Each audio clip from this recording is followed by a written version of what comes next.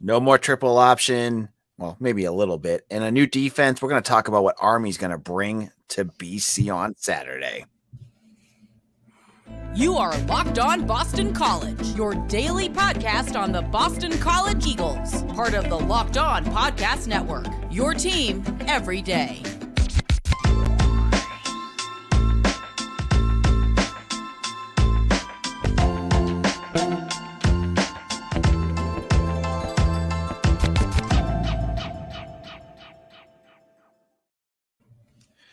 Hello, welcome. This is Locked On BC. I'm your host, AJ Black. We're continuing our march towards the Army game against BC. We're going to look at today what Army brings on the offense and defensive side of the ball.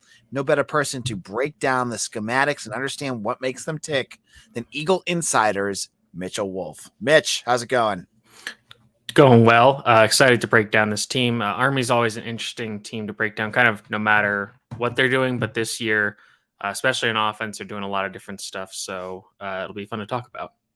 So, Mitch, are they still doing the triple option? No. So last year, or it might have been in the spring. Sorry. Actually, I guess it was 2 years. I guess it was last spring. The NCAA passed a rule for football that prohibited cut blocking outside the tackle box and some other kind of specifics about cut blocking, which cut blocking is when linemen or blockers dive at the legs of defenders to take them out. And that is allowed inside the tackle box as long as you don't also block that same person up high. That's called a chop block. And that's always been illegal. But cut blocking is now prohibited outside the tackle box. That is a problem for teams that run the true triple, especially out of the flex or wing bone, which Army does or did, because you can't get your linemen and your other blockers out pulling and then cut blocking on the perimeter. And the NCAA did this ostensibly to promote player safety, prevent injuries. But it seemed more kind of just like we want to legislate the triple option out of football. So it's kind of an unfortunate side effect of them ostensibly trying to prevent injuries. So with Army, what they did is they hired, I believe his name is Drew Thatcher. I'll have to pull up the coaching staff, but I believe his name is Drew Thatcher, and he was previously the offensive coordinator at D2 Nebraska Kearney. And they had a very successful offense, extremely high-powered, like scoring a ton of points. His quarterback won, I think, player of the conference or player of the year at the D2 level multiple years in a row. And his background was more of that power spread kind of thing. He actually coached Jordan Ta'amu at the New Mexico Military Institute, and Jordan Ta'amu was a quarterback at Ole Miss, and he's bounced around the XFL or other leagues, and then kind of been an NFL backup as well. And the other coordinator is Matt Drinkall, who was promoted from tight ends coach to co-offensive coordinator, and I believe he brings more of an air raid background, which is kind of actually might be air raid background at Army. Yeah, it's kind of ironic. So previously he was at Kansas Wesleyan, and he's the more of the power spread guy. The other one actually has a bit of an air raid background because he is tangentially connected to Hal Mummy, who was like one of the grandfathers of the air raid offense. So Drinkall comes from Kansas Wesleyan, more of the power spread thing. He played at Iowa in college, so that explains more of the run background and why he was actually coaching an Army in the first place as a positional coach. But the way this offense presents itself is very interesting because it's almost all out of shotgun. It's still extremely run heavy. They run the ball in 70% of their snaps, but it's pretty much all out of shotgun or the pistol. And there are still some option elements to it. Like you'll see a standard triple option, fake to the fullback and then get the quarterback and the pitch man on the outside. But there's also a lot of other elements. So, they have the power spread element, which that was kind of brought about by Chip Kelly, but also Urban Meyer. And that has some triple option roots to it as well. You'll see a bit of the Gus Malzahn offense, which again, that's power spread. Some of what Coastal Carolina was running with Jamie Chadwell, now Liberty. You'll see some of the stuff that Tennessee has done with Josh Heupel and when he was at UCF, where they really spread the field out with super wide alignments. But yeah, I mean, and again, it's still run heavy, and then the passing offense is relatively basic. It's basically like, we're going to pound the ball. And then once you're like, and unlike previously, they would just keep running. Now they'll actually throw in a play action pass. I think they're averaging about 20 dropbacks a game, which, you know, back when they were in the triple, they were averaging maybe about 5. So it's a ton more, but it's still a very run heavy offense. Okay. And so are there any offensive players that kind of stick out to you right now? Any guys that would be a challenge for BC's defense? So Bryson Daly is the quarterback, and there's a funny quote from him. And there's an article, I believe it's from Sports Illustrated, by Connor Orr, who interviewed Jeff Monken and he embedded with Army during the offseason to kind of see how they were installing us. And during camp, Bryson Daly had to get like treatment on his arm and or wear some kind of like other sleeve because arm was getting like a rash or something because he wasn't used to throwing it this much because Army had been so run heavy previously. But he's the quarterback, and you know, he still looks like a quarterback that's running the triple. I think he's completing less than 50% of his passes. He's 6'0", 215. So he's not big for a quarterback, but he's built more like a running back and he's pretty strong. So he's a big part of their design run game. He leads them in rushing yards and attempts, I believe. So he's good. He's the engine of the offense, really. He keeps everything moving. Occasionally hits the deep pass, but definitely more of a running threat than a passing threat.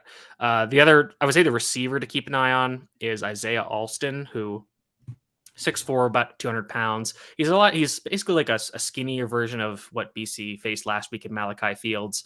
And he actually had a pretty big season last year, you know, as much as you can in a triple option offense, because he's their X receiver. And even in the triple offense, the X receiver stays on the field more, just so you have that ostensible threat of passing.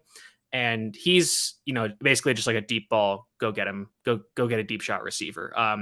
Good at catching down the field, contested catches. He has a lot of yak, but that's mostly just because defenses bite on the run action so hard that he just can turn any deep play into a long gain. But still, I wouldn't say he's, you know, he's not like a Jamari Thrash or Keon Coleman or anything that some of the better receivers that BC has faced. And then in the backfield, they use a ton of different running backs.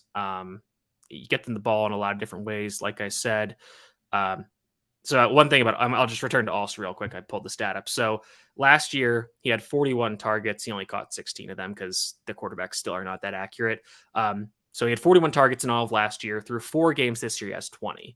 So he's basically halfway in a third of the time. But to go back to the running backs, the big name is Jacoby Buchanan, who is a 6 foot, 260 pound fullback who is just a bowling ball. Very difficult to tackle, obviously, and he's a big part of their offense in that Army is very willing to run on all 4 downs. They are 3 yards in a cloud of dust still. You know, they'll run it on 3rd and 6, 3rd and 7 to get to 4th and 3, and then run the fullback again to pick up those 3 or 4 yards. So Buchanan is probably the name to watch of the running backs, but they get a bunch of different guys involved. I believe Hayden Reed is one. The other one is Awan Marshall, who's more of a hybrid running back receiver player. Pulling up the attempts now. And then Terrell Robinson, I just saw, is coming back. It sounds like he was a running back that ran for almost 400 yards for them last year and averaged 8.5 yards per carry. Yeah, he was a guy I previewed in the summer, and I haven't seen him on the stat sheet at all this year. He's been out hurt. Yeah. Okay, so I assumed it was something like that, but I wasn't sure if it was a long-term thing. But yeah, I mean, if he plays, he's another explosive threat too. But Hayden Reed is the other kind of big fullback. I believe he's number 8. He's second on the team in carries and yards. So he has more yards, but I would say he's not relied on as much to convert first down. So it's the big thing with this offense is just all misdirection and, you know, everything's a read. So like essentially whatever the defender, they identify a defender, that's going to be the read defender. And whatever that defender does, they're going to put the ball in the opposite way. So if they're running like a read option, but they have a screen out on the field side, if the defender bites on the run fake, the quarterback's going to fling it out to the screen on the outside.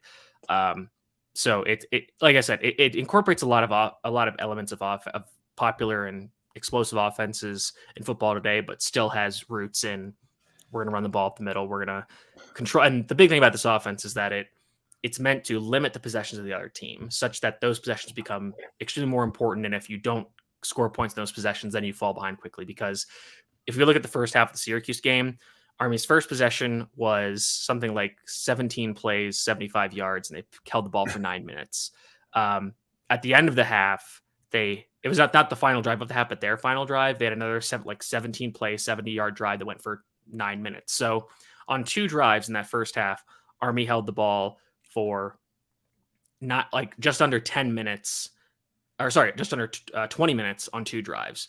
And so it's like, if the other team's offense just doesn't have the ball, they're not going to be able to score. And, Syracuse had a few 3-and-outs, so they go into half down 10-3, and it's like, oh no, what happens? And then the second half, Syracuse makes some adjustments. They kind of wake up their offense, and they reel off, I think, 26 unanswered. And then Army throws 2 interceptions because they're trying to come back, and they score 1 late on kind of a garbage time fluky play. But, at the end of the day, if you can get ahead and force them to pass, then that's how you beat this team.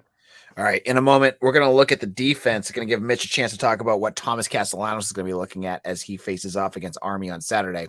Now, if you have passion, drive, and patience, and what brings home the winning trophy is also what gives your ride or die alive. eBay Motors has everything you need to maintain your vehicle and level it up to peak performance, from superchargers, roof racks, exhaust kits, LED headlights, and more. Whether you're into speed, power, style, eBay Motors has got you covered. With over 122 million parts for your number one ride or die, you'll always find exactly what you're looking for. And with money, eBay's guaranteed fit. Your part is guaranteed to fit your ride every time or your money back. Because with eBay Motors, you're burning rubber, not cash. With all the parts you need at the prices you want, it's easy to turn your car into the MVP and bring home that win. Keep your ride or die alive at ebaymotors.com. Eligible items only. Exclusions apply. eBay guaranteed fit, only available to U.S. customers. Locked on BC, AJ Black here, and I'm joined by Mitch Wolf of Eagle Insider. Speaking of Eagle Insider, just a quick plug chance here. If you have not signed up for a VIP subscription, wait now until tomorrow at midnight. There is a deal for $1 for 2 months. This is going to take you into December. This will take you into the transfer portal. This will take you into the postseason. If they make it to a bowl game, it'll take it to the postseason. If the other things happen, if maybe there's a coaching change, who knows? $1 will get you covered until December 5th. So get signed up today. Get in there. It's right on the page. Sign up. $1. You're not going to beat that deal. All right, Mitch, let's look at Army's defense. What have you seen on the film? So Army is one of, if not pretty much the only team left in college that runs a true 3-4 defense. Now, that's relatively common parlance, but if you don't know what that is, that's 3 defensive linemen, 4 linebackers, and then 4 defensive backs. And that's still pretty popular in the NFL, but even now, like, every team is moving to nickel defenses, and most of them are 3-3-5, and it's a stack 3-3-5. So it's three down defensive linemen on the line, 3 off-ball linebackers, and 5 defensive backs. And the thing about this 3-4 that's very interesting, it's coordinated by Nate Woody, who has been a coach for a very, very, very long time. He's been running this defense, and his coaching tree is starting to kind of proliferate and pop up in a lot of different places. And it's an old school 3-4 in that the outside linebackers that are on the ball are not just extra pass rushers. They're actual linebackers that can fulfill a lot of different roles, and they'll drop into coverage pretty frequently. And the roles of those linebackers are interesting because they're known as the dog and the Apache. And the dog is the on-ball outside linebacker that aligns to the offense's running strength. So typically wherever the tight end is aligned. So if the tight end is aligned to the offense's right, the dog linebacker will be lined up across from him on the defense's left. The other linebacker, the Apache, is the linebacker that aligns to the passing strength of the offense. So the weaker side. So if the dog is on the if the dog is on the left of the defense, the Apache is on the right, playing more where the slot receiver is, and he's kind of a hybrid player. And that player for Army, his name is Jimmy Ciarlo. He's a senior captain, and he lines up all over defense, does a lot of different stuff. The other thing about this defense is they are so in terms of using a 3-4, they are number 1 in usage of that personnel group in college football. They use it on 83% of their snaps, which the website I use for this data, it doesn't have a ranking, so I can't tell who's second. But based on just what I've seen with college football, that the second ranked person team is probably like at 60%. It's they're first by a wide margin. They're also first in their use of a 7-man box. So they use a 7-man box on 68% of their plays. So 7-man box, you're 3-4, you have 7 defenders collected around where the offensive line of the ball is. So you don't have guys, you have fewer guys like super back far out in the slots, even against lighter offenses. They are, excuse me, they use a light box. So that's 6 defenders or fewer on 29% of snaps, which ranks 133rd. So dead last among FBS teams. So that presents an interesting challenge for BC just because you don't see those kind of fronts a lot. You don't see that. You don't see this defense very much. BC is much more used to seeing, your standard 4-2-5, 4 down linemen. And if they see an odd team, it's an odd front team. It happens every once in a while, but it's still pretty rare in the ACC. So the other interesting thing about them is the back end. So like I said, they're mostly in 3-4, so they only have 4 defensive backs in the field. And they align those defensive backs very far off the ball. And in my opinion, that's for Army's in tangent with how Army's offense runs. They keep them so far back because they want to prevent big explosive passing plays, force you to throw underneath, waste time, and not allow you to just quickly score points and change the tempo of the game. So they play a lot of zone coverage. They play zone on 59% of their snaps, which is the 15th highest rate in the FBS. And they also use middle of the field open coverage, which I've talked a lot about how BC use middle of the field closed because they have the one deep safety in the middle of the field. So middle of the field is closed. That means you have the one safety. Middle of the field open means there isn't that one safety. You can have 2, but they are spread out more. So essentially from the line from where the quarterback is down, if you carry out his eye line straight down, it just goes straight to the end zone. There isn't a defender there. And they are the opposite of BC in terms of that usage, basically. And they don't blitz a lot. They only blitz on 20% of snaps, which is the 94th in the FBS. They much prefer a 4 or even a 3-man rush. So they just want to clog the field with zone defenders, force you to make a mistake, throw interception, or check it down, and their zone defenders can rally and tackle because Army's very disciplined. They are good. They're strong. They're good at tackling. So they want to force you to do that. How do you think this is going to match up against a guy like Castellanos? So this is where it gets interesting because typically a zone heavy coverage is better for limiting scrambling quarterbacks because when you're in zone as a defender, your eyes are on the quarterback. So if he scrambles, you're following him. You're not following your receiver to like the other side of the field. You're following the quarterback. So that's part of it. The other part is that they don't blitz a lot. And, I would say last week, Virginia blitzed a lot more than I thought they would. And they were pretty effective at they weren't effective at getting pressure, but but Castellanos would vacate the pocket. I think they only got pressure on 30% of the snaps, but they blitzed him on over 50% of his dropbacks. So they would essentially force him to, sit in the pocket, read the field, and, eventually sometimes he made a mistake. Sometimes he would just have to scramble. I expect Army to still not blitz very much.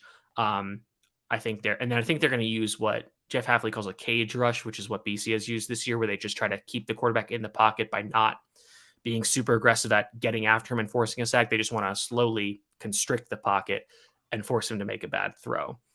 But on the other hand, like I said last week or regarding the last game, Castellanos, made some mistakes, made some bad throws. But what I've seen with him is that he knows when he knows when he made a mistake and he knows how to correct it quickly and improve. So we saw him come back later in the game, make some better throws over the middle of the field, figure out the zone defense. So, last week maybe was kind of a stepping stone for him. And the other thing is, I just don't think that Army has an athlete on their defense that can match Castellanos as a scrambler. So if he does get into the open field, whether that be as a scrambler or on designed runs, I think he can make a lot of yardage because he can make guys miss. Their linebackers, their 2 inside linebackers, really struggled with missed tackles against Syracuse, who Garrett Schrader, big time scrambling running back, very different in terms of size than Castellanos. He's about half a foot and 30 pounds heavier, but relatively similar players that they both like to run and scramble.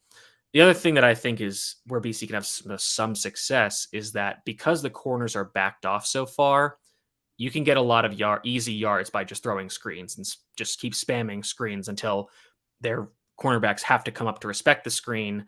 And then that combined with, running the ball decently well, then you can start hitting those play action shots over the top, especially if you can get behind the middle of the field safeties, get shots up the middle of the field, like right down the middle of the defense where there aren't going to be any defenders. You can hit some of those shots.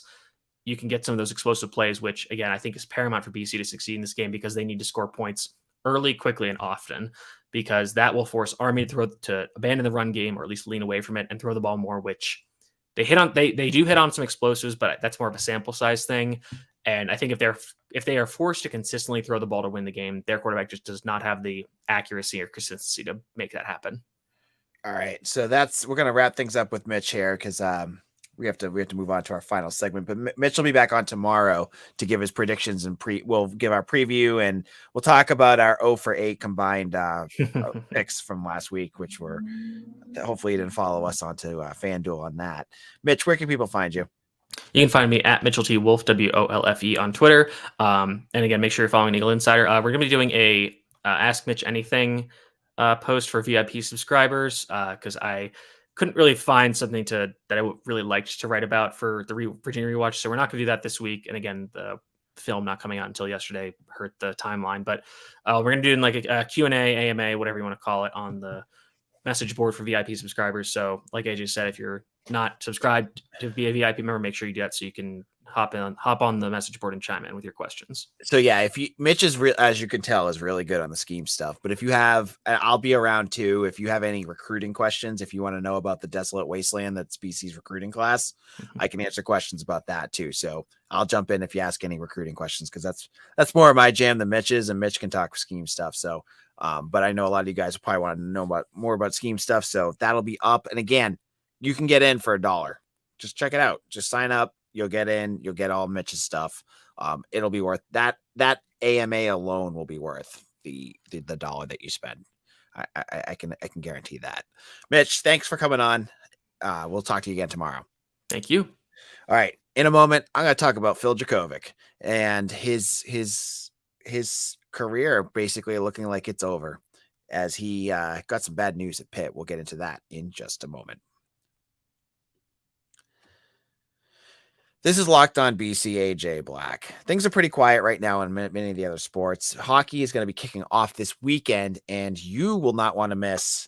BC Blogger is going to have his season predictions up on Eagle Insider. Check that out. We're going to try to get him onto the podcast soon, too, to talk hockey. But I saw the news, and I don't talk about a ton about guys that have transferred out. I can tell you that Jalen Gill, former wide receiver for BC, is having a heck of a season with Fresno State, which is great. And I don't blame him for leaving, and I don't blame BC for letting him leave. I mean, he wasn't doing all that much here, and BC's got some good wide receivers that they needed to play. Like, you want 1 year of Jalen Gill, or do you want, 4 years of Lewis Bond? You gotta get these guys out there. So I don't blame him. No losers there. He's just going to be happy that he's being successful. Now, one guy that isn't being successful right now is Phil Jurkovec. Jurkovec has had quite the run through his first couple games at Pitt, his first 5 games. And, you all by now all know the whole story with Phil. He, transferred from Notre Dame as a 4-star recruit, depending on where you're reading it, to BC. He had a great first year. Then he gets hurt, and then he gets killed by the offensive line. The hope was that he'd end up at Pitt, back with Frank Signetti, back in his home state. He's obviously from Pennsylvania, and that he would find success again. That maybe, with a new team and back to his old comfortable offensive coordinator, he would be able to have a renaissance. And you know what? He gave us so many good memories. I go back to like that first game against Duke in 2020. That was special. Or him battling against UNC that year, or Clemson, or, even, when after he got hurt, the game against Georgia Tech, I think he had like 5 touchdowns. So I've never had any ill will to him.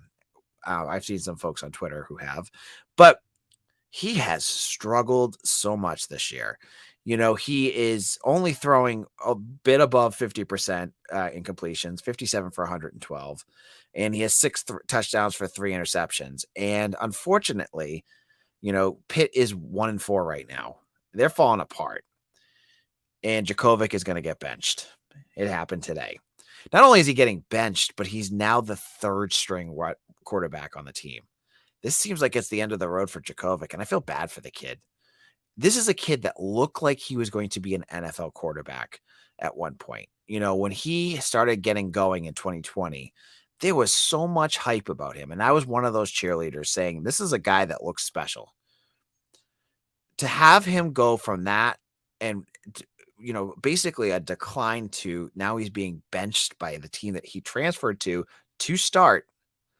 It's just sad. I just feel for the guy. This seems like it's the end. He's not going to go to the NFL. His statistics are some of the worst in the ACC right now.